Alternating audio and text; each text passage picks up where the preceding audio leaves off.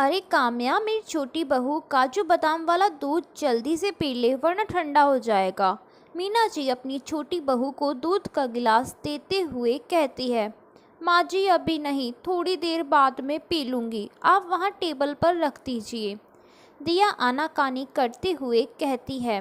अरे पी ले मेरी प्यारी बहू दूध, वरना मेरे राजकुमार को कैसे दूध पिलाएगी।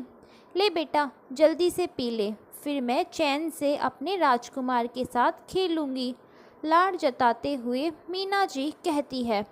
अभी अभी तो इतना सारा खाना खिलाया है आपने, और अब ये दूध। ना माँ जी, अब नहीं होगा मुझे, आप दीदी को दे दीजिए ना, वो भी तो माँ बनी है, उन्हें भी तो पौष्टिक आहार की आवश्यकता है अपने बच्चे को दूध पिलाने के लिए। अरे बेटा, बड़ी बहू प्रिया को क्या ज़रूरत इन चीज़ों की, उसने कौन सा बेटा जना है, उसकी बेटियां ऐसे ही हष्ट-पुष्ट हो जाएगी। 3-3 बेटियों को जन्म देकर उसने कौन सा महान काम किया है जो मैं उसे खोया मलीदा खिलाऊं। रोष भरे आवाज़ में साधना जी कहती है। मीना जी की दिल दुखाने वाली बात सुनकर प्रिया अंदर ही अंदर सिसक उठती है और अपनी नवजात बच्ची को गोद में उठाकर कहती है। माँ जी, जितना दर्द बेटों को जन्म देने में होता है, उतना ही दर्द बेटियों को भी जन्म देने में होता है। दर्द हमें भी होता है माँ जी, पर आप ये नहीं समझेगी, क्योंकि आपने बेटियों को जन्म ही नहीं दिया है, तो दर्द कैसे समझेगी। हाँ हाँ, रहने दे अपना बेटी पुराण, बड़ी आई मुझे पाठ पढ़ाने वाली। ऐसा कहकर मीना जी अपने पोते को गोद में लेके प्रियक को चलाते हुए कहती है। मेरा लाड़ कुंवर, मेरा राजकुमार, मेरे कुल का दीपक। कुछ दिनों बाद पोते के जन्म पर मीना जी ने बहुत बड़ी दावत रखी थी, जिसमें गांव के सभी लोगों को न्योता दिया गया, पर घर की बड़ी बहू इस सब से अनजान अपनी बेटियों के साथ एक कमरे में बंद थी, क्योंकि प्रिया की बेटियों से मीना जी को कोई मतलब नहीं था।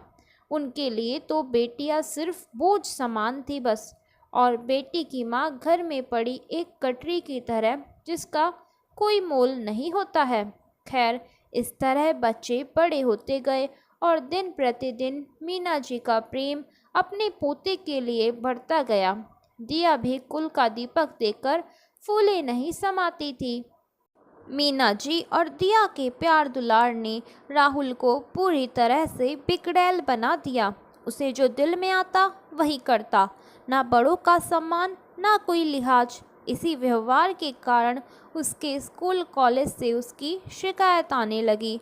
वो बुरी संगतों में फंसता चला गया और एक दिन वो ड्रग्स लेते हुए अपने दोस्तों के साथ पकड़ा गया। पुलिस उसे उठाकर जेल में बंद कर दी। राहुल गलत संगत और पैसों की आज़ादी की वजह से ड्रग एडिक्ट बन गया था। काफ़ी कोशिशों के बाद उसे रिहैबिलिटेशन सेंटर भेजा गया। राहुल की इन्हीं आदतों और चरित्र चित्रण की वजह से सारे समाज और परिवार में सब थू थू कर रहे थे और दिया और मीना जी को दोषी ठहरा रहे थे। उन दोनों का लाड़ प्यार और पैसों की आज़ादी ने एक बच्चे को गलत राह पर भेज दिया था। वहीं दूसरी ओर प्रिया और अजय के अच्छे संस्कार और मार्गदर्शन ने उनकी तीनों बेटियों को लायक बना दिया। समाज में उन तीनों बेटियों की वजह से लोग उन्हें सम्मान देते थे। बेटियों ने पढ़ लिख कर अपना मुकाम हासिल किया। आज प्रिया की तीनों बेटियां कुल का नाम रोशन कर रही थी और दिया और अमित का इकलौता कुल का चिराग कुल के मान मर्यादा को धूमिल कर रहा था। एक दिन मीना जी उदास अपने कमरे में बैठी बैठी यही सब सोच रही थी कि तभी बाहर बैंड बाजे की आवाज़ से काफ़ी शोरगुल सुनाई दी, जिसे सुनकर मीना जी बाहर जाती है और बाहर का नज़ारा देखकर आंसू से खुशी के आंसू छलक जाते हैं। बड़ी सी गाड़ी में अपनी छोटी पोती को, जो अभी अभी आईपीएस बनकर अपने शहर लौट रही थी, और पीछे पीछे सारे गांव वाले दरवाजे पर पहुंचते ही सबसे पहले अपने माँ पापा को प्रणाम करती है और अपने गले में पहने फूलों के हार को अपने माता पिता के गले में डाल देती है, जिसे पाकर प्रिया और अजय खुशी से रो पड़ते हैं और कहते हैं, आज मेरी बेटियां मेरा सर फक्र से ऊंचा कर दिया। आज दुनिया के ताने छोटे पड़ने लगे। तुम तीनों ने कर दिखाया मेरी बच्चियों। आज तीनों बेटियां उच्च पद पर आसीन थी। अनु की खुशी से खुश होकर राधा और रानी अपने पिता का हाथ थामकर कहती है, पापा आप दोनों के साथ के बिना तो ये मुमकिन ही नहीं था। माँ पापा आपका साथ ही हमारे लिए सबसे बड़ी शक्ति है जो हमें आगे बढ़ने के लिए प्रेरित करती है। आज जो कुछ भी है आप दोनों की बदौलत ही है। दूर खड़ी मीना जी भावुकता भरी निगाह से अपनी पोतियों को देख रही थी कि तभी अनु आकर मीना जी को पैर छूकर प्रणाम करती है और जैसे ही अनु प्रणाम करके सीधी खड़ी होती है वैसे ही मीना जी अपने सीने से लगाकर भावुक और उठती है और कहती है, मैंने आज तक तुम लोगों के साथ कितना बुरा व्यवहार किया, कभी अपने आंचल की छाव में पनाह नहीं दी, फिर भी पूरे गांव में मेरी दादी दादी कहकर तुम सबके जबान नहीं थकते थे। बचपन से आज तक तुम तीनों बहनों ने हमारा सर फक्र से ऊंचा किया है और जिसे दिल और दिमाग में बिठाकर रखा है वो हमें कहीं का भी नहीं छोड़ा।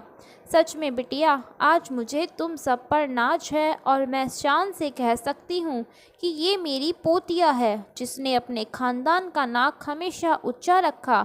फिर तीनों पोतियों को प्यार से अपना आशीष देती है और प्रिया को अपने पास बुलाकर कहती है, सच कहती थी तू प्रिया, काश मेरी भी एक बेटी होती तो मैं वो दर्द समझ पाती जिस दर्द से मैं अछूती रही। पर कोई नहीं, देर सवेर मुझे ज़िंदगी का सबक भी मिल गया और उसका एहसास हो ही गया।